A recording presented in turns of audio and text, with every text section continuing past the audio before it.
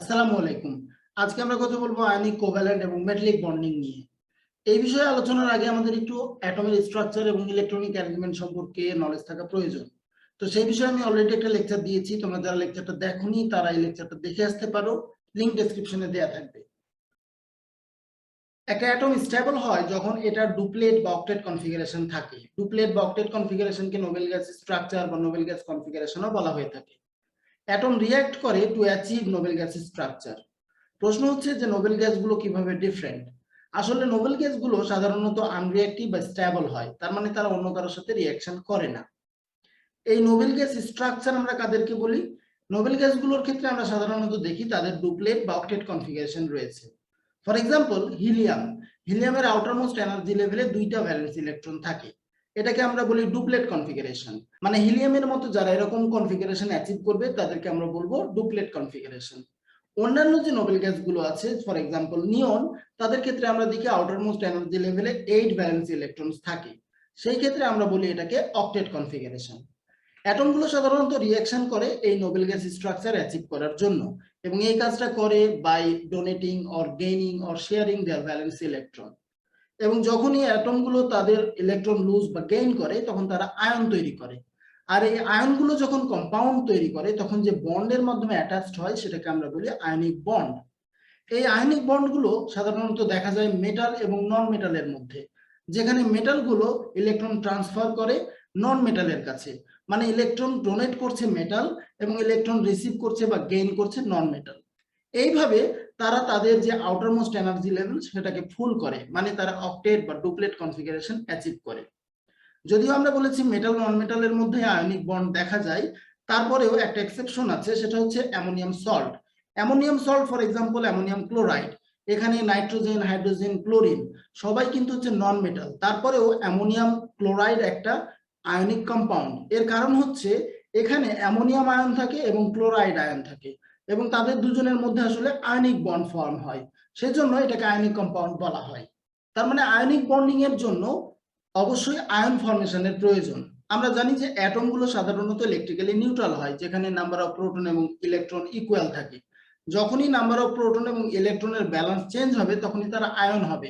সেজন্য অ্যাটমকে either electron donate করতে হবে অথবা গেইন করতে হবে। এই ক্ষেত্রে মেটালগুলো সাধারণত ইলেকট্রন ডোনেট করে এবং তারা পজিটিভলি চার্জড আয়ন বা ক্যাটায়ন তৈরি করে। অন্যদিকে নন মেটালগুলো সাধারণত নেগেটিভলি চার্জড আয়ন বা অ্যানায়ন তৈরি করে বাই গেইনিং ইলেকট্রনস। আমরা এখানে সোডিয়াম এবং ক্লোরিনের আয়ন দেখছি, সোডিয়াম আয়ন এবং ক্লোরাইড আয়ন। এই আয়ন ফর্মেশনের পরে তাদের অক্টেট বা ডুপ্লেট কনফিগারেশন অ্যাচিভ হয়, মানে নোবেল গ্যাস স্ট্রাকচার অ্যাচিভ করে। আমরা যদি এদের ইলেকট্রনিক কনফিগারেশন দেখি বিফোর ফর্মিং আয়ন এবং আফটার ফর্মিং আয়ন, তাহলে দেখব যখন আয়ন ফর্ম করেছে তখন সোডিয়াম এবং ক্লোরাইড আয়ন দুজনেরই কিন্তু অক্টেট কনফিগারেশন অ্যাচিভ হয়েছে। তো আয়নিক বন্ডিংটাকে আরো ভালোভাবে বোঝার জন্য আমরা ডট ক্রস ডায়াগ্রাম ব্যবহার করতে পারি। ডট ক্রস ডায়াগ্রামে ডট একটা অ্যাটমের ইলেকট্রনকে রিপ্রেজেন্ট করে এবং ক্রস অন্য একটা অ্যাটমের ইলেকট্রনকে রিপ্রেজেন্ট করে। এভাবে আমরা খুব সহজেই বুঝতে পারি কোন অ্যাটমের ইলেকট্রন কোন অ্যাটমে ট্রান্সফার হয়েছে। যদি আমরা সোডিয়াম ক্লোরাইডের ফর্মেশন দেখি তাহলে এখানে দেখব সোডিয়াম ইলেকট্রন ডোনেট করেছে ক্লোরিনকে এবং পজিটিভলি চার্জড সোডিয়াম আয়ন তৈরি করেছে। এইভাবে সোডিয়াম নোবেল গ্যাস নিয়নের ইলেকট্রনিক কনফিগারেশন অ্যাচিভ করেছে। অন্যদিকে ক্লোরিন সেই ইলেকট্রনটা অ্যাকসেপ্ট করে বা রিসিভ করে নেগেটিভলি চার্জড ক্লোরাইড আয়ন তৈরি করেছে এবং আর্গনের ইলেকট্রনিক কনফিগারেশন অ্যাচিভ করেছে। এইভাবে দুজনেই স্টেবল হয়ে গেছে। এই সোডিয়াম এবং ক্লোরাইড আয়ন পরস্পরকে ইলেকট্রোস্ট্যাটিক অ্যাট্রাকশন ফোর্সের মাধ্যমে আকর্ষণ করে এবং এই আকর্ষণের ফলেই তৈরি হয় সোডিয়াম ক্লোরাইড। সোডিয়াম ক্লোরাইড যদিও আয়ন দিয়ে তৈরি, তারপরেও এটা ইলেকট্রিক্যালি নিউট্রাল হয়, কারণ সোডিয়ামের চার্জ এবং ক্লোরিনের চার্জ পরস্পরকে ক্যান্সেল করে। যেহেতু সোডিয়াম পজিটিভ আয়ন এবং ক্লোরাইড আয়ন হচ্ছে নেগেটিভ আয়ন, সুতরাং এই চার্জ দুটো পরস্পরকে ক্যান্সেল করে দেয়। আয়নিক বন্ডিং আরো ভালোভাবে বোঝার জন্য আমরা ম্যাগনেসিয়াম ক্লোরাইডের ফর্মেশনটা দেখতে পারি, যেখানে ম্যাগনেসিয়াম ক্লোরিনের সাথে রিঅ্যাক্ট করেছে। এখানে কি হয়, এখানে ম্যাগনেসিয়াম তার আউটারমোস্ট দুইটা ইলেকট্রন দুইটা ক্লোরিনকে ডোনেট করে, যার ফলে ম্যাগনেসিয়াম আয়ন এবং ক্লোরাইড আয়ন তৈরি হয়। এই ম্যাগনেসিয়াম এবং ক্লোরাইড আয়নগুলো পরস্পরকে অ্যাট্রাক্ট করে বা ইলেকট্রোস্ট্যাটিক অ্যাট্রাকশন ফোর্স এবং তৈরি করে ম্যাগনেসিয়াম ক্লোরাইড। যেহেতু আয়ন ফর্মেশনের মাধ্যমে আয়নিক কম্পাউন্ড গুলো তৈরি হয়, তাই তাদের কেমিক্যাল ফর্মুলা ডিটেক্ট করা খুবই সহজ বা কেমিক্যাল ফর্মুলা আমরা বের করতে পারি। এবং যেই মেথডের মাধ্যমে এটা বের করা হয় সেটাকে আমরা ক্রস ওভার বা ক্রিসক্রস মেথড বলি। এখানে যেটা করা হয় সেটা হচ্ছে যে এলিমেন্টের চার্জগুলো মানে আয়নের চার্জগুলো অন্য একটা এলিমেন্টকে দেয়া হয়। ফর এক্সাম্পল ম্যাগনেসিয়াম ক্লোরাইড, এখানে ম্যাগনেসিয়াম আয়নের চার্জ হচ্ছে 2 যেটা আমরা দিয়েছি ক্লোরিনকে, এবং ক্লোরিনের চার্জ হচ্ছে 1 যেটা আমরা দিয়েছি ম্যাগনেসিয়ামকে। সাধারণত 1 লেখা হয় না, 1 বাদে বাকি যে নাম্বারগুলো আছে সেগুলো লেখা হয়, সেজন্য ম্যাগনেসিয়ামের পাশে আমরা কোনো কিছু দেইনি, এর মানে এখানে 1 আছে। সো এটা হচ্ছে ম্যাগনেসিয়াম ক্লোরাইডের ফর্মুলা। একইভাবে আমরা অ্যালুমিনিয়াম অক্সাইডের ফর্মুলা বা পটাশিয়াম সালফেটের ফর্মুলা বের করতে পারি, যেখানে আমরা চার্জগুলোকে জাস্ট এক্সচেঞ্জ করব। তবে আয়নিক কম্পাউন্ডকে আমরা যেভাবে সিম্পল মলিকিউল হিসেবে দেখছি তারা আসলে সিম্পল মলিকিউল হিসেবে থাকে না। এখানে প্রতিটা আয়ন অপোজিটলি চার্জড আয়নকে অ্যাট্রাক্ট করে। এভাবে অনেকগুলো আয়ন পরস্পরকে অ্যাট্রাক্ট করার মাধ্যমে জায়ান্ট আয়নিক স্ট্রাকচার তৈরি করে, যেটাকে আমরা ক্রিস্টাল ল্যাটিস বলি। জায়ান্ট স্ট্রাকচার হচ্ছে আসলে একটা 3 ডাইমেনশনাল নেটওয়ার্ক অফ অ্যাটমস বা আয়নস, যেখানে তারা একটা রেগুলার প্যাটার্নে একসাথে প্যাকড অবস্থায় থাকে। For example sodium chloride, sodium ক্লোরাইডে কি হয়, positive sodium ion negative chloride আয়নকে অ্যাট্রাক্ট করে। Similarly negative chloride ion positive sodium আয়নকে অ্যাট্রাক্ট করে। এইভাবে তারা পরস্পরের সাথে যুক্ত হয় এবং দেখা যায় যে সোডিয়াম ক্লোরাইডে প্রতিটা সোডিয়াম আয়ন 6 ক্লোরাইড আয়নের সাথে যুক্ত আছে। Similarly each chloride ion is surrounded by 6 sodium ion. এটা যদি আমরা এই স্ট্রাকচারটা দেখি আমাদের রাইট সাইডে, তাহলে আমরা এখানে দেখব যেগুলো গ্রিন অ্যাটম সেগুলো হচ্ছে সোডিয়াম, এরা সবাই 6টা ক্লোরিন অ্যাটমের সাথে যুক্ত, এবং যে রেড অ্যাটমগুলো আমরা দেখছি এগুলো হচ্ছে ক্লোরিনের অ্যাটম। এই অ্যাটমগুলো সবাই আসলে সোডিয়াম অ্যাটমের সাথে যুক্ত। এইভাবেই তারা আসলে একটা জায়ান্ট ল্যাটিস স্ট্রাকচার তৈরি করে। আয়নিক বন্ড কিন্তু অত্যন্ত শক্তিশালী একটা বন্ড, এবং এদের ল্যাটিস স্ট্রাকচার হওয়ার কারণে এই বন্ডগুলো অনেক বেশি এনার্জি নিয়ে পরস্পরকে অ্যাট্রাক্ট করে থাকে। সেই কারণে এই ল্যাটিস স্ট্রাকচার কিন্তু তাদের প্রপার্টিজকেও এক্সপ্লেইন করে। ফর এক্সাম্পল আয়নিক কম্পাউন্ডগুলো সাধারণত রুম টেম্পারেচারে সলিড হয়, মানে তাদের হাই মেল্টিং বয়লিং পয়েন্ট হয়। এটার কারণ হলো, এক হচ্ছে তাদের স্ট্রং ইলেকট্রোস্ট্যাটিক ফোর্স যেগুলো তাদেরকে ধরে রেখেছে, আর 2 নাম্বার হচ্ছে এখানে যেহেতু অনেকগুলো আয়ন একসাথে অ্যাটাচড, সেজন্য তাদের সেপারেট করার জন্য অনেক বেশি এনার্জির প্রয়োজন পড়ে। আয়নিক কম্পাউন্ডগুলো সাধারণত হার্ড সাবস্ট্যান্স হয়, এটার কারণ হলো এর আয়নগুলো সাধারণত প্যাকড হয়ে থাকে একটা রেগুলার অ্যারেঞ্জমেন্টে ল্যাটিসের মধ্যে, যে কারণে তারা মুভ করতে পারে না। আরেকটা বিষয় হচ্ছে এখানে যেহেতু অপোজিটলি চার্জড আয়নগুলো পরস্পরকে অ্যাট্রাক্ট করে আছে এবং অনেকগুলো আয়ন একসাথে আছে, সেজন্য তারা আসলে মুভ করতে পারে না।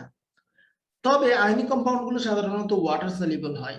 দ্যাটস বিকজ ওয়াটারের মধ্যে কিন্তু আসলে পোলারিটি আছে, মানে ওয়াটার মলিকিউলের পার্শিয়াল পজিটিভ এবং পার্শিয়াল নেগেটিভ সাইড থাকে, যেই কারণে ওয়াটার মলিকিউলের পার্শিয়াল পজিটিভ সাইডগুলো আয়নিক কম্পাউন্ডের নেগেটিভ আয়নকে ঘিরে ধরে। তেমনি ভাবে ওয়াটার মলিকিউলের পার্শিয়ালি নেগেটিভ আয়নগুলো বা নেগেটিভ সাইডগুলো আমাদের আয়নিক কম্পাউন্ডের পজিটিভ আয়নকে ঘিরে ধরে। এইভাবে আয়নিক কম্পাউন্ডগুলো ওয়াটারে সলিউবল হয়, কারণ এখানে আয়নগুলো সেপারেট হয়ে যায়। আয়নিক কম্পাউন্ডগুলো যখন সলিড থাকে তখন তারা ইলেকট্রিসিটি কন্ডাক্ট করতে পারে না, কারণ সেই অবস্থায় আয়নগুলো মুভ করতে পারে না। তবে তারা যদি মোল্টেন স্টেট বা অ্যাকুয়াস সলিউশনে থাকে তখন তারা ইলেকট্রিসিটি কন্ডাক্ট করতে পারে, কারণ মোল্টেন স্টেট বা অ্যাকুয়াস স্টেটে এই আয়নগুলো মুভ করতে পারে। আর যেহেতু এই আয়নগুলোই চার্জ ক্যারি করে, সেই জন্য এদের মুভমেন্টের ফলে ইলেকট্রিসিটি কন্ডাক্ট হয়। এই ছিল মোটামুটি আয়নিক কম্পাউন্ড নিয়ে আমাদের কথাবার্তা। আমরা যখন জায়ান্ট স্ট্রাকচার সম্পর্কে জানবো তখন আয়নিক কম্পাউন্ড বিষয়ে আরো অনেক কিছু জানতে পারবো। এবার আসি আমরা কোভ্যালেন্ট বন্ডে। সো কোভ্যালেন্ট বন্ড কি?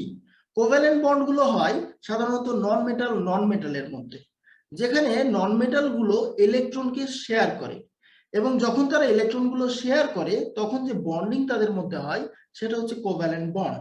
আমরা জানি নন মেটাল গুলো ইলেকট্রন ডোনেট করতে পারে না, তারা শুধু ইলেকট্রন গেইন করতে পারে। সেজন্য কি করে, তারা ইলেকট্রন গুলো পরস্পরের মধ্যে শেয়ার করে নোবেল গ্যাস কনফিগারেশন অ্যাচিভ করার চেষ্টা করে, এবং তখনই তৈরি হয় কোভ্যালেন্ট বন্ড। এই যে শেয়ার্ড ইলেকট্রন গুলো, এই শেয়ার্ড ইলেকট্রন গুলো কিন্তু 2টা অ্যাটমের কাছেই বিলং করে, মানে এই ইলেকট্রন গুলো আসলে 2টা অ্যাটমের মধ্যেই ডিস্ট্রিবিউটেড হয় এবং 2টা অ্যাটমকেই নোবেল গ্যাস কনফিগারেশন অ্যাচিভ করার জন্য হেল্প করে। ফর এক্সাম্পল আমরা যদি ওয়াটার মলিকিউলের ফরমেশন দেখি, আমরা দেখব যে হাইড্রোজেনের একটা ইলেকট্রন প্রয়োজন টু কমপ্লিট ডুপ্লেট কনফিগারেশন। অন্যদিকে অক্সিজেনের দরকার দুইটা electron to complete octet configuration. এজন্য কি করে, একটা অক্সিজেন তার দুইটা ইলেকট্রন দুইটা হাইড্রোজেনের শেয়ার করে। এইভাবে অক্সিজেন অতিরিক্ত দুইটা ইলেকট্রন হাইড্রোজেন থেকে পেয়ে যায়, আবার হাইড্রোজেনও একটা ইলেকট্রন অক্সিজেন থেকে পেয়ে যায়। এইভাবে হাইড্রোজেনেরও নোবেল গ্যাস স্ট্রাকচার কমপ্লিট হয়, অক্সিজেনেরও নোবেল গ্যাস স্ট্রাকচার কমপ্লিট হয়, এবং আমরা পেয়ে যাই ওয়াটার মলিকিউল, যেখানে হাইড্রোজেনের ইলেকট্রন এবং অক্সিজেনের ইলেকট্রন হাইড্রোজেন অক্সিজেন দুজনের মধ্যেই শেয়ার্ড অবস্থায় রয়েছে। কোভ্যালেন্ট বন্ড কিন্তু শুধুমাত্র কম্পাউন্ডে হয় না, এটা আমরা এলিমেন্টের মধ্যেও দেখে থাকি।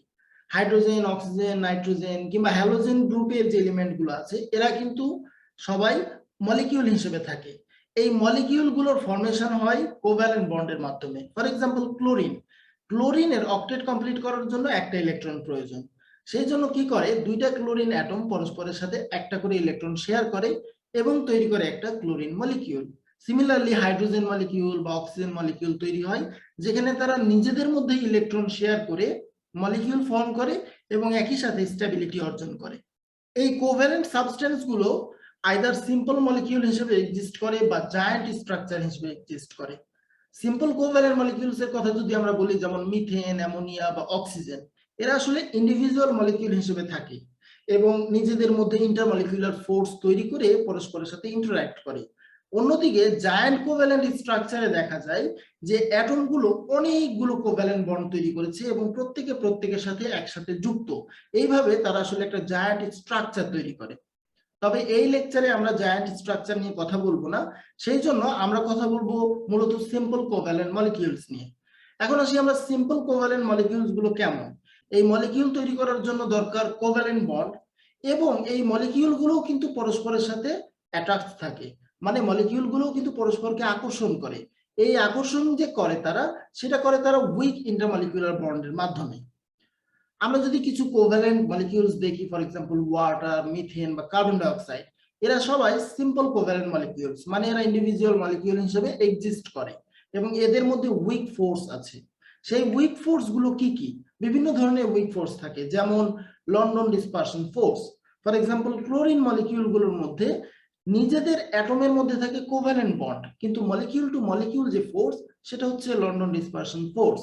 লন্ডন ডিসপারশন ফোর্সের থেকে একটি স্ট্রং হচ্ছে ডাইপোল ডাইপোল ফোর্স, এবং তার থেকেও বেশি স্ট্রং হচ্ছে হাইড্রোজেন বন্ড, যেটা আমরা ওয়াটার মলিকিউলের মধ্যে দেখে থাকি। তবে এই সবগুলোই কিন্তু আবার উইক ফোর্স, এদেরকে আসলে weak van der Waals bond বা weak van der Waals force বলে থাকি আমরা। এবার আমরা সিম্পল কোভ্যালেন্ট মলিকিউলস গুলোর স্ট্রাকচার ইনভেস্টিগেট করব। ফর এক্সাম্পল মিথেনের ক্ষেত্রে আমরা দেখি যে 4টা কার্বন হাইড্রোজেন কোভ্যালেন্ট বন্ড রয়েছে, এবং মিথেনের যে স্ট্রাকচার সেটা হচ্ছে টেট্রাহেড্রাল অ্যারেঞ্জমেন্টে থাকে, যেখানে আমরা দেখি তার বন্ড অ্যাঙ্গেল হচ্ছে 109.5 ডিগ্রি। এই ধরনের বন্ড অ্যাঙ্গেল বা এই ধরনের স্ট্রাকচার হওয়ার কারণ হলো, এখানে কার্বন হাইড্রোজেন যে বন্ড গুলো আছে, অর্থাৎ কার্বন হাইড্রোজেন বন্ডের মধ্যে তো আসলে দুইটা ইলেকট্রন আছে, এই ইলেকট্রন গুলো অন্যান্য বন্ড ইলেকট্রনকে রিপিল করে। যেহেতু তারা সেম চার্জ, সেজন্য তারা পরস্পরকে রিপিল করে এবং একটা টেট্রাহেড্রাল শেপ তৈরি করে। অ্যামোনিয়ার ক্ষেত্রে যদি আমরা দেখি, এখানে আমরা দেখব 3টা নাইট্রোজেন হাইড্রোজেন কোভ্যালেন্ট বন্ড আছে, এবং এটার যে স্ট্রাকচার সেটা হচ্ছে পিরামিডাল, যেখানে বন্ড অ্যাঙ্গেল হচ্ছে 107 ডিগ্রি। এই পিরামিডাল শেপের জন্য নাইট্রোজেন হাইড্রোজেন বন্ড ইলেকট্রন গুলোর রিপালশন যেমন দায়ী, তেমনি ভাবে নাইট্রোজেনে লোন পেয়ার ইলেকট্রন থাকে, সেই লোন পেয়ার ইলেকট্রন গুলো কিন্তু অন্যান্য বন্ড ইলেকট্রনকে রিপিল করছে। এই কারণে অ্যামোনিয়ার পিরামিডাল শেপ তৈরি হয়। সিমিলারলি আমরা ওয়াটার মলিকিউলে আমরা দেখি যে অক্সিজেনের লোন পেয়ার ইলেকট্রন আছে, এবং অক্সিজেন হাইড্রোজেন কোভ্যালেন্ট বন্ড থাকার কারণে এই কোভ্যালেন্ট ইলেকট্রন গুলো পরস্পরকে রিপিল করছে। এইভাবে ওয়াটার মলিকিউলের ভি শেপ তৈরি হয়। কার্বন ডাই অক্সাইডের ক্ষেত্রে আমরা লিনিয়ার শেপ দেখি, কিংবা মিথানলের ক্ষেত্রে আমরা মিক্সড শেপ দেখি। এই সিম্পল কোভ্যালেন্ট মলিকিউলস গুলোর ক্ষেত্রে বা এই সিম্পল কোভ্যালেন্ট সাবস্টেন্স গুলোর ক্ষেত্রে দেখা যায় তাদের মেল্টিং বয়লিং পয়েন্ট অনেক লো হয়। এটার কারণ হলো তাদের নিজেদের অ্যাটমের মধ্যে যদিও কোভ্যালেন্ট বন্ড আছে, কিন্তু মলিকিউল টু মলিকিউল যে ফোর্স গুলো, সেগুলো আসলে উইক ফোর্স হয়। যেই কারণে আমরা যখন তাদেরকে মেল্ট করতে চাই বা বয়েল করতে চাই, তখন আমাদের শুধুমাত্র তাদের ইন্টারমলিকুলার বন্ডিংটাকে ব্রেক করার প্রয়োজন পড়ে, হুইচ ইজ ভেরি উইক। সেজন্য অল্প এনার্জি খরচ করে এদেরকে সহজেই মেল্ট করা বা বয়েল করা সম্ভব, তাই তাদের মেল্টিং পয়েন্ট বা বয়েলিং পয়েন্ট সাধারণত লো হয়। ইউজুয়ালি এরা গ্যাসিয়াস ফর্মে থাকে। তবে যে সকল সিম্পল কোভ্যালেন্ট মলিকিউল গুলো বড় হয়, তাদের ক্ষেত্রে ইন্টারমলিকুলার ফোর্সও বাড়তে থাকে। মলিকিউলের সাইজ যত বড় হয় তাদের ফোর্স তত বেশি হয়। যেই কারণে আমরা সাধারণত দেখি যে কিছু কিছু কোভ্যালেন্ট মলিকিউলস আছে যারা রুম টেম্পারেচারে লিকুইড বা সলিড অবস্থায় থাকে। ফর এক্সাম্পল ব্রোমিন, ব্রোমিন কিন্তু রুম টেম্পারেচারে লিকুইড, অন্যদিকে আয়োডিন রুম টেম্পারেচারে সলিড অবস্থায় থাকে।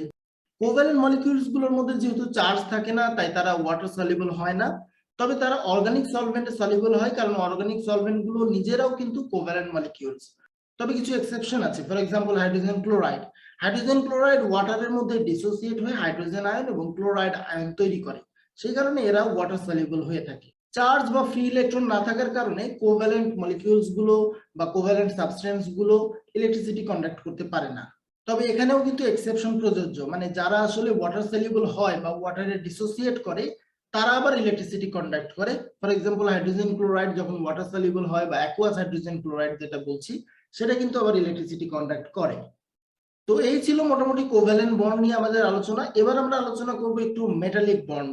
মেটালিক বন্ড আমরা দেখি মেটালের মধ্যে, যেখানে আসলে অ্যাটম গুলো পরস্পরের সাথে মেটালিক বন্ডের মাধ্যমে একটা জায়ান্ট ল্যাটিস স্ট্রাকচার তৈরি করে। এখানে যেটা হয় সেটা হচ্ছে যে আমাদের যে মেটালের অ্যাটম গুলো আছে তারা তাদের ভ্যালেন্সি ইলেকট্রনের উপরে কন্ট্রোল হারায় এবং তারা পজিটিভলি চার্জ আয়ন তৈরি করে। এবং এই যে ইলেকট্রন গুলো, সেই ইলেকট্রন গুলো কিন্তু আলটিমেটলি কোনো পার্টিকুলার অ্যাটমের আন্ডারে থাকে না, এরা প্রতিটা অ্যাটমের মধ্যে জাম্প করে করে যেতে থাকে, যার ফলে এই ইলেকট্রন গুলো হচ্ছে আসলে মুভিং ইলেকট্রন বা এদেরকে আমরা ডিলোকালাইজড ইলেকট্রন বলে থাকি। এবং এই কারণে মেটালের ডেফিনিশনটা দেয়া হয় এভাবে যে এরা হচ্ছে আসলে একটা lattice of positive ions surrounded by sea of mobile electrons. So basically এখানে যেটা হচ্ছে যে আসলে পজিটিভ আয়নগুলো কিন্তু পরস্পরের সাথে স্থির অবস্থায় আছে, কিন্তু এদের মধ্যে যে মোবাইল ইলেকট্রন গুলো আছে এই মোবাইল ইলেকট্রন গুলো জাম্প করে করে বিভিন্ন জায়গায় যাচ্ছে। সুতরাং এখানে একটা আসলে ইলেকট্রনের সমুদ্র তৈরি হয়েছে বা সি তৈরি হয়েছে, যেটা আসলে এই পজিটিভ যে ল্যাটিস গুলো আছে তাদের চারপাশে ঘোরাঘুরি করছে। এই অপোজিটলি চার্জ ইলেকট্রন এবং পজিটিভ আয়নগুলোর মধ্যে যে অ্যাট্রাকশন ফোর্স, সেটাই হচ্ছে মেটালিক বন্ড। মেটালিক বন্ডের মাধ্যমে আমরা মেটালগুলোর বিভিন্ন প্রপার্টিকেও এক্সপ্লেন করতে পারি। যেমন মেটালগুলোতে সাধারণত তাদের অ্যাটমগুলো টাইটলি প্যাকড অবস্থায় থাকে, তাই মেটালগুলোর ডেনসিটি অনেক হাই হয়। যেহেতু এখানে পজিটিভ আয়নগুলোর যে ল্যাটিস, সেই ল্যাটিসগুলো মুভ করছে না এবং তার একটা রেগুলার অ্যারেঞ্জমেন্টে আছে, সেই জন্য মেটালের ক্ষেত্রে ডেনসিটি আমরা দেখি অনেক হাই। অন্যদিকে এদের মধ্যে যেহেতু মোবাইল ইলেকট্রন বা ডিলোকালাইজড ইলেকট্রন আছে, তাই তারা ইলেকট্রিসিটি এবং হিট কন্ডাক্ট করে। এখানে যেটা হয় যে আমাদের যে ইলেকট্রন গুলো যখন ভোল্টেজ অ্যাপ্লাই করা হয় তখন তারা একটা নির্দিষ্ট দিকে ফ্লো করা শুরু করে এবং এইভাবেই তারা ইলেকট্রিসিটি কন্ডাক্ট করতে হেল্প করে। মেটালিক বন্ড অনেক স্ট্রং হয়, সাধারণত মেটালগুলোর হাই মেল্টিং বয়লিং পয়েন্ট থাকে। যেহেতু এখানে অনেকগুলো মেটালিক বন্ড আমরা পাচ্ছি, অনেকগুলো অ্যাটম এবং ইলেকট্রনের মধ্যে এই বন্ড ফর্মেশন থাকার কারণে অনেক এনার্জির প্রয়োজন হয় তাদের এই বন্ডটাকে রিমুভ করার জন্য, সেই জন্য মেটালগুলো সাধারণত হাই মেল্টিং বয়লিং পয়েন্ট থাকে। তবে আমরা যেমনটা বলেছিলাম যে এখানে যে ভ্যালেন্স ইলেকট্রন গুলো আছে তার পার্টিকুলার কোনো মেটাল অ্যাটমের আন্ডারে থাকে না। এই কারণে যখনই কোনো পজিটিভ ল্যাটিসের লেয়ারকে মুভ করা হয় তখন এই ইলেকট্রন এবং পজিটিভ আয়নগুলোর মধ্যে যে অ্যাট্রাকশন ফোর্স বা যে মেটালিক বন্ড, এটা ইমিডিয়েটলি রিএস্টাবলিশ হয়। তার মানে আমরা এই পজিটিভ ল্যাটিসের লেয়ারগুলোকে মুভ করতে পারি উইদাউট ডিসরাপ্টিং মেটালিক বন্ড। এই কারণেই মেটালগুলো স্ট্রং হয় কিন্তু ফ্লেক্সিবল হয়, মানে তাদেরকে আমরা যখন হ্যামারিং করি তখন তারা ম্যালিয়েবল হয়, অর্থাৎ তাদের শেপ পরিবর্তন করা যায়। আবার মেটালগুলোকে অনেক বেশি হ্যামারিং করে করে আমরা থিন ওয়্যারে কনভার্ট করতে পারি, সো মেটালগুলো ডাকটাইল হয়। তো এই ছিল বন্ডিং বিষয়ে আমাদের আজকের আলোচনা। এবার আমরা আমাদের একটু পাস্ট পেপার কোয়েশ্চেন গুলোর সাথে আমাদের যে ডিসকাশন এটাকে একটু ম্যাচ করে সলভ করার চেষ্টা করব। তো আমাদের প্রথম প্রশ্ন হচ্ছে an ionic bond is formed by, ionic bond কিভাবে ফর্ম হয়? আমরা অলরেডি জানি আয়নিক বন্ড ফর্ম হয় ইলেকট্রন ট্রান্সফারের মাধ্যমে, যেখানে মেটাল থেকে নন মেটাল ইলেকট্রন ট্রান্সফার হয়। সো এটা হচ্ছে আমাদের answer. Which statement explains why magnesium oxide has a very high melting point? Magnesium oxide হচ্ছে একটা আয়নিক কম্পাউন্ড, যেহেতু ম্যাগনেসিয়াম মেটাল এবং অক্সিজেন হচ্ছে নন মেটাল, সুতরাং এ আমাদের অপশন হতে পারে না কারণ এখানে কোভ্যালেন্ট বন্ডের কথা বলা হয়েছে। বি আমাদের অপশন হতে পারে না কারণ বলা হয়েছে এটা ডায়মন্ডের মতো সিমিলার। সি আমাদের অপশন হতে পারে যেখানে বলা হয়েছে magnesium ions R strongly attracted to the oxide ions. এটাই আমরা দেখে থাকি যে আয়নিক কম্পাউন্ডের ক্ষেত্রে হয়, অর্থাৎ আয়নগুলো পরস্পরের সাথে স্ট্রং অ্যাট্রাকশন ফোর্সের মাধ্যমে যুক্ত থাকে। ডি আমাদের অপশন হতে পারে না, কারণ ডি তে বলা হয়েছে যে এই রিঅ্যাকশনটা এক্সোথার্মিক। এখন রিঅ্যাকশন এক্সোথার্মিক বা এন্ডোথার্মিকের সাথে এদের হাই মেল্টিং বয়লিং পয়েন্টের সম্পর্ক নেই। তাদের হাই মেল্টিং বয়লিং পয়েন্টের সম্পর্ক হচ্ছে তাদের মধ্যে যে অ্যাট্রাকশন ফোর্স সেটা কেমন তার সাথে। সুতরাং সি হচ্ছে আমাদের answer. The magnesium ions R strongly attracted to the oxide ions. Which diagram shows the outer electron arrangement in calcium fluoride? আমরা যদি ক্যালসিয়াম এবং ফ্লুরিনের ইলেকট্রনিক কনফিগারেশন দেখি তাহলে আমরা দেখব ক্যালসিয়াম ইলেকট্রন ডোনেট করে এবং ফ্লুরিন ইলেকট্রন গেইন করে নোবেল গ্যাস স্ট্রাকচার অ্যাচিভ করতে পারে। তার মানে তাদের মধ্যে আয়নিক বন্ডিং তৈরি হবে। সুতরাং এ বি আমাদের অপশন হতে পারে না, কারণ এ বি তে আমরা দেখছি ইলেকট্রন শেয়ার হয়েছে, যেখানে আয়নিক বন্ডিং এর ক্ষেত্রে ইলেকট্রন ট্রান্সফার হয় একটা অ্যাটম থেকে অন্য অ্যাটমে। ডি আমাদের অপশন হতে পারে না, কারণ এখানে আমাদের ডট ক্রস ডায়াগ্রামকে ভুলভাবে রিপ্রেজেন্ট করা হয়েছে। এখানে আমরা দেখছি যে ক্যালসিয়াম থেকে ইলেকট্রন ফ্লুরিনে গিয়েছে, আবার ফ্লুরিন থেকে ইলেকট্রন ক্যালসিয়ামে এসেছে, এটা হতে পারে না। সুতরাং আমাদের অ্যান্সার হচ্ছে সি, যেখানে আমরা দেখছি ক্যালসিয়াম থেকে ইলেকট্রন ফ্লুরিনে গিয়েছে এবং ক্যালসিয়াম ও ফ্লুরিন উভয়ের অক্টেট কমপ্লিট হয়েছে। An atom of which element gains 3 electrons when it forms an ion? So যখন একটা এলিমেন্ট আয়ন তৈরি করে তখন এটা 3টা ইলেকট্রন গেইন করবে।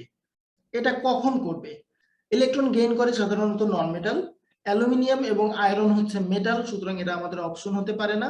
আমরা একটু নাইট্রোজেন এবং সিলিকনের মধ্যে দেখব। আমরা যদি নাইট্রোজেনের ইলেকট্রনিক কনফিগারেশন দেখি, এটা দেখব 2,5, মানে এখানে 3টা ইলেকট্রন গেইন করলে এটা নোবেল গ্যাস স্ট্রাকচার অ্যাচিভ করবে। অন্যদিকে সিলিকনের ইলেকট্রনিক কনফিগারেশন হচ্ছে 284, মানে এখানে আমাদের 4টা ইলেকট্রন প্রয়োজন টু কমপ্লিট দ্য অক্টেট। সুতরাং আমাদের অ্যান্সার হচ্ছে nitrogen. An ionic compound has the formula XY, where Y is a non-metal. Which statement about XY is correct? যেহেতু XY ionic compound, সুতরাং Y non-metal হলে X definitely metal। এই বিষয়টা মাথায় রেখে আমাদেরকে স্টেটমেন্টগুলো পড়তে হবে। প্রথম স্টেটমেন্টে বলা হয়েছে an atom of X has lost at least 1 electron to form positive ion, মানে X পজিটিভ আয়ন তৈরি করবে, which is true, কারণ X হচ্ছে মেটাল, সুতরাং এটা পজিটিভ আয়ন তৈরি করবে। বিতে আমাদের বলা হয়েছে both X and Y share a pair of electrons, যেহেতু এটা আয়নিক কম্পাউন্ড সুতরাং ইলেকট্রন শেয়ারের প্রশ্নই ওঠে না, এটা রং। সিতে আমাদের বলা হয়েছে X is non metal, আমরা জানি যে যেহেতু এটা আয়নিক কম্পাউন্ড সুতরাং X কে অবশ্যই মেটাল হতে হবে, তাই এটাও ভুল। ডিতে বলা হয়েছে XY will not conduct electricity when liquid, ionic কম্পাউন্ডের ক্ষেত্রে জানি যখন এরা লিকুইড বা অ্যাকুয়াস ফর্মে থাকে তখন এরা ইলেকট্রিসিটি কন্ডাক্ট করে, সুতরাং এই স্টেটমেন্টটাও রং। সো আমাদের একটা স্টেটমেন্ট ট্রু, সেটা হচ্ছে যে X পজিটিভ আয়ন ফর্ম করবে। Why does molten sodium chloride conduct electricity? Sodium chloride যেহেতু আয়নিক কম্পাউন্ড সুতরাং এটা ইলেকট্রিসিটি তখনই কন্ডাক্ট করবে যখন এটা মোল্টেন বা অ্যাকুয়াস স্টেটে যাবে। এর কারণ হচ্ছে ওই সময় তার আয়নগুলো মুভ করতে পারবে। সো আমাদের অ্যান্সার হচ্ছে the sodium ions and the chloride ions are free to move. Magnesium reacts with sulfur to make the ionic compound magnesium sulfide. Predict 2 physical properties of magnesium sulfide. আমাদেরকে বলেই দেওয়া হয়েছে এটা একটা আয়নিক কম্পাউন্ড। আয়নিক কম্পাউন্ডের ক্ষেত্রে আমরা তাদের প্রপার্টিজ গুলো জানি, হাই মেল্টিং পয়েন্ট, এরা সলিড অবস্থায় ইলেকট্রিসিটি কন্ডাক্ট করে না, ওয়াটার সলিউবল হয়, এরা যখন মোল্টেন বা লিকুইড অবস্থায় থাকে তখন এরা ইলেকট্রিসিটি কন্ডাক্ট করে। সো এই ধরনের প্রপার্টিজের যে কোনো দুইটা প্রপার্টিজ যদি আমরা এখানে দিয়ে দেই তাহলে আমাদের অ্যান্সারটা কারেক্ট হবে। সেকেন্ড কোশ্চেনে বলা হয়েছে explain in terms of electrons how a magnesium atoms react with a sulfur atom to make a magnesium ion and sulfide ion. যেহেতু এটা একটা আয়নিক কম্পাউন্ড সুতরাং definitely magnesium ion electron lose করবে বা ডোনেট করবে এবং সালফার সেটা gain করবে। সো আমাদের অ্যান্সার হচ্ছে magnesium loses 2 electrons and sulphur gains 2 electrons. এখন যাদের মাথায় প্রশ্ন হচ্ছে ম্যাগনেসিয়াম কয়টা ইলেকট্রন দিতে পারবে, সালফার কয়টা ইলেকট্রন নিতে পারবে, এটা আমরা কিভাবে বুঝবো, তাদেরকে বলি এটা আমরা খুব সহজেই যদি তাদের ইলেকট্রনিক কনফিগারেশন করি তাহলে বুঝতে পারবো যে ম্যাগনেসিয়াম কয়টা ইলেকট্রন ডোনেট করতে পারবে বা সালফার কয়টা ইলেকট্রন পর্যন্ত রিসিভ করতে বা গেইন করতে পারবে। Which pair of elements when combined together do not form a covalent compound?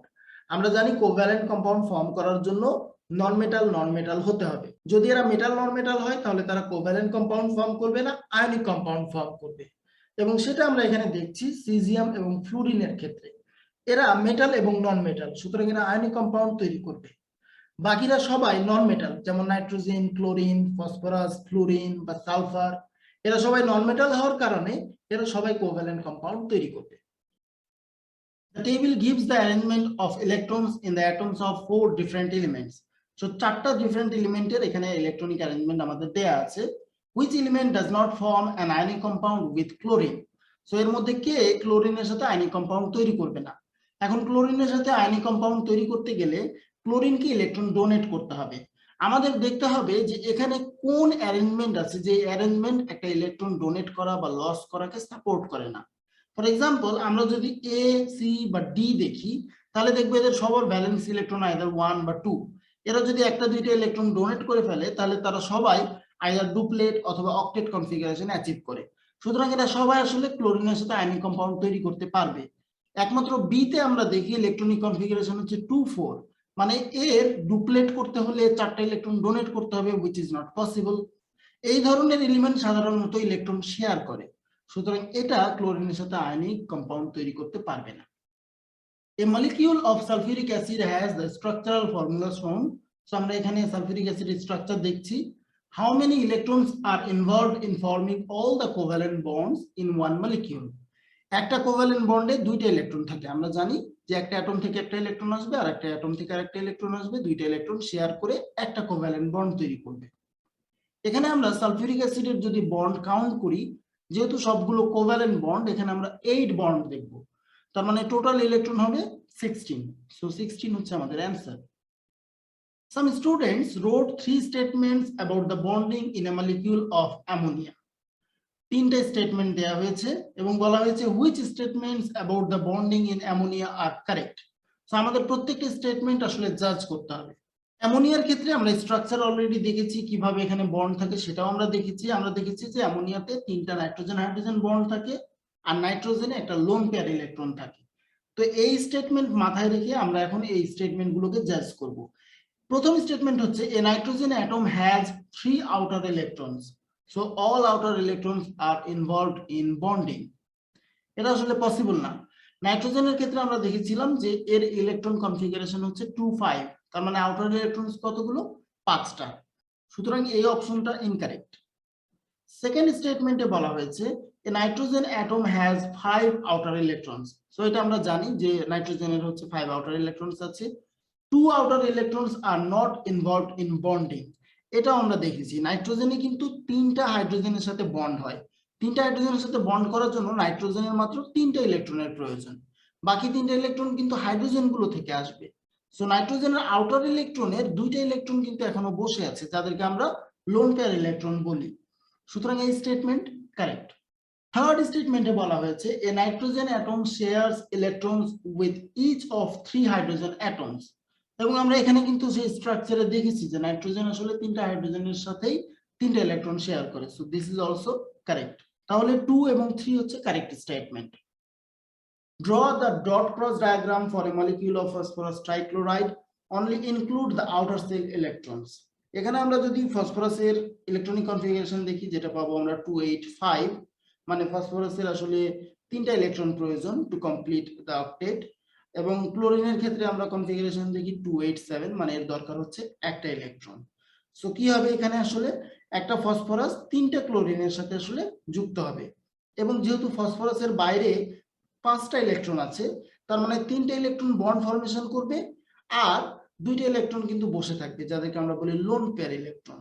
তো এই কনসেপ্টগুলো মাথায় রেখে আমাদেরকে আসলে ডট ক্রস ডায়াগ্রাম বা লুইস স্ট্রাকচার যেটা আমরা বলি সেটা দেখাতে হবে। যেমন এখানে আমরা দেখছি ক্লোরিনকে আমরা যদি ডট ধরি আর ফসফরাসের গুলো যদি ক্রস ধরি, তাহলে আমরা ফসফরাসের 3টা ক্রস ক্লোরিনের 3টা ডটের সাথে শেয়ার করব, যেখানে আসলে 3টা ক্লোরিন ফসফরাসের সাথে বন্ড তৈরি করবে, আর ফসফরাসের 2টা ক্রস থেকে যাবে, যাদেরকে আমরা বলছি lone pair electron. Two statements about metals are given. এই স্টেটমেন্টগুলো আমাদের আসলে প্রথমে চেক করে নেওয়া উচিত যে স্টেটমেন্টগুলো রাইট নাকি রং। প্রথম স্টেটমেন্টে বলা হয়েছে metals contains a lattice of negative ions in a sea of electrons, which is wrong. আমরা জানি যে মেটাল হচ্ছে আসলে পজিটিভ আয়নের ল্যাটিস দিয়ে তৈরি।